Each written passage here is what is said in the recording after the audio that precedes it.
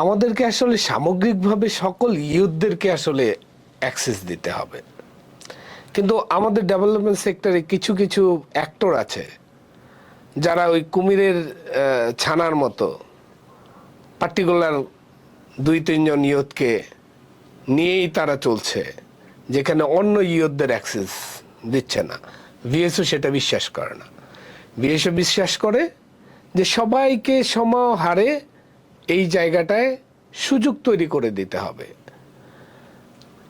আমি এটা ক্রিটিকই করতে চাই আমাদের ডেভেলপমেন্ট অ্যাক্টরদের, যে অন্য ইয়ুথদের যদি সুযোগ দেয়া না হয় তাহলে তাদের সক্ষমতাটা যে আছে সেটা আসলে প্রমাণ হবে না।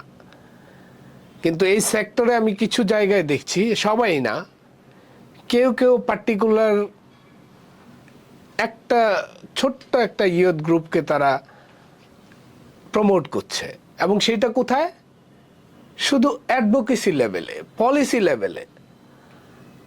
আমার যদি কোনো অ্যাকশন না থাকে তাহলে আমি পলিসি অ্যাডভোকেসি করে কি করব?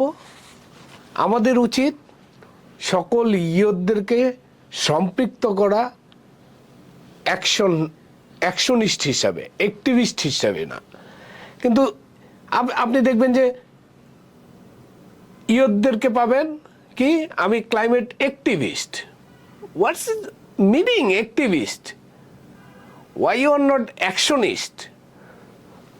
ইয়ুথদের উচিত ডেমনস্ট্রেশন করা যে এটা হচ্ছে আমার অ্যাকশন, এই অ্যাকশনের রেজাল্ট হচ্ছে হলো এই, আমার এই ইনিশিয়েটিভের মাধ্যমে জলবায়ুর পরিবর্তনে আমি ভূমিকা রাখছি, সেই জায়গাটায় আসতে হবে।